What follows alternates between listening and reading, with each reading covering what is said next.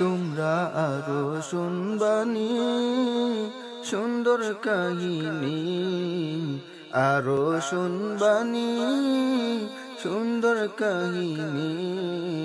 জান্নাতের ওই রুমে রুমে লেখা নবীর নাম, জান্নাতের ওই রুমে রুমে লেখা নবীর নাম।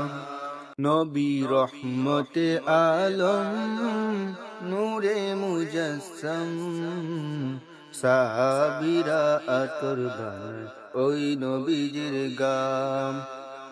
উস্তুনে হান্নানা একটা খেজুর গাছের নাম, যাকে ধরে খুতবা দিতেন রাসূলে আকরাম।